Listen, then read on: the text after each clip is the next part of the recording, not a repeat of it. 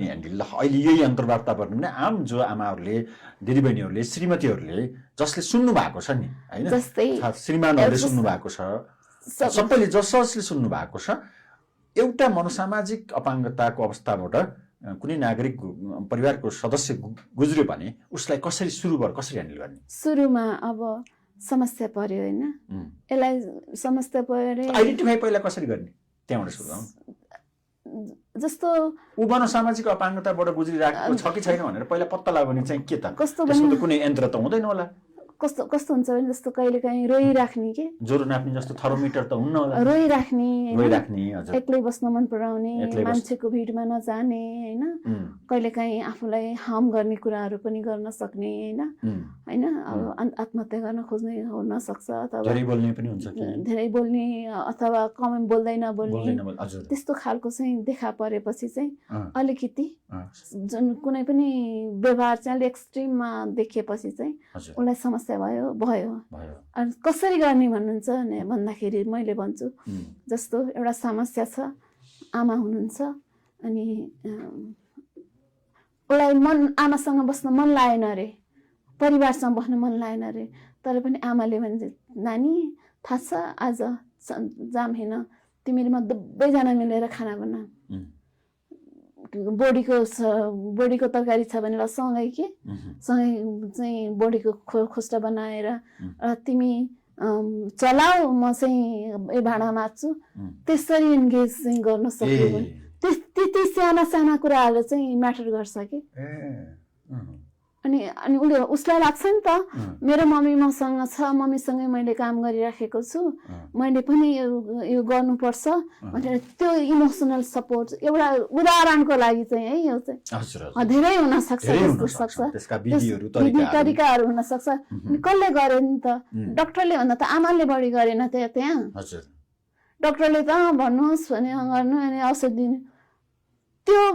त्यति मात्रैमा चाहिँ पुग्दैन कि त्यो साइको सोशल काउन्सिलर भनेको यसमै काम लाग्ने हो हजुर यसमै हो काउन्सिलर भनेर काउन्सिलरमा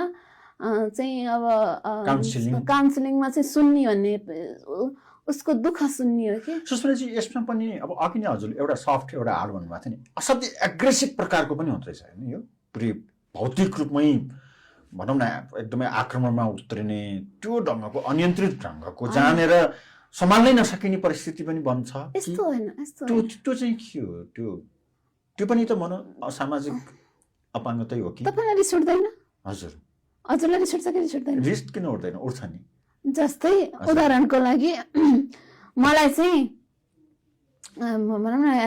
एलिसिएसन भयो अडिटरी एलिसिएसन भयो सुस्मिता तँलाई म मार्छु तँलाई तेरो जिन्दगीमा बर्बाद गरिदिन्छु तेरो केही छ भने म तँलाई चाहिँ फ्ल्यास गरिदिन्छु अथवा तेरो मेरो यो गरिदिएको छु भनेर उसले सुनिराखेको छ भने अनि उसले अट्याक गर्दैन तपाईँलाई डिफेन्स अनि उसलाई अट्याक गर्दाखेरि तपाईँले देख्नुहुन्न कि त्यो चाहिँ मनोसामाजिक अपाङ्गतै हो नि त्यो पनि त्यो सिभियर हो के हो अनि त्यति बेला उसलाई त रियल लागिरहेछ नि त उसलाई रियल लागेपछि उसले डिफेन्स गर्दैन हजुरले कोही मान्छे आएर तपाईँलाई चाहिँ के गर्न सक्दाखेरि तपाईँ डिफेन्स गर्नुहुन्न डिफेन्स गर्न गर्नुहुन्छ नि त्यस्तो उसलाई हुन्छ उसले त्यस्तो भनिसकेपछि उसले मान्छेहरू पनि देख्छ अनि ऊ चाहिँ त्यति बेला चाहिँ एग्रेसिभ हुन सक्छ कि त्यो हामीले नबुझेको हो नि त उसको लागि त ऊ रियल हो नि त हजुरले पो देख्नु भएन हजुरले सुन्नु भएन तर उसले त सुनिरहेछ मलाई कसैले मार्न आउँछ त मेरो जीवनको लाइफको लागि नराम्रो गर्छ भनेपछि त म डिफेन्स गर्न जान्छु नि सामान्य मान्छेले डिफेन्स गर्न जान्छ हो समस्या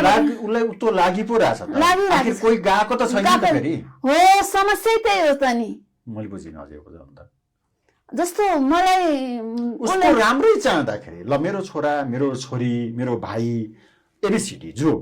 हैन यो यस्तो नभइदियो हुन्थ्यो यो राम्रो भइदियो हुन्थ्यो नर्मल लाइफमा फर्किदियो हुन्थ्यो भन्ने चाहना त हुन्छ त अनि त्यो हुँदा हुँदै पनि सम्झाउँदै पनि बट झन् भनेर यता र उता गरेर एग्रेसिभ एकदमै नियन्त्रण भन्दा बाहिर सम्हाल्नै गाह्रो दुई चारजना मान्छे नै आउनु पर्ने भाग्नु पर्ने स्थिति त्यो मैले बुझाउन सकिनँ के हुन्छ भन्दाखेरि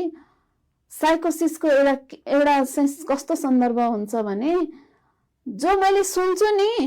हजुरले सुन्नुहुन्न के बुझेँ मैले उसले त्यो सुन्दाखेरि भनेपछि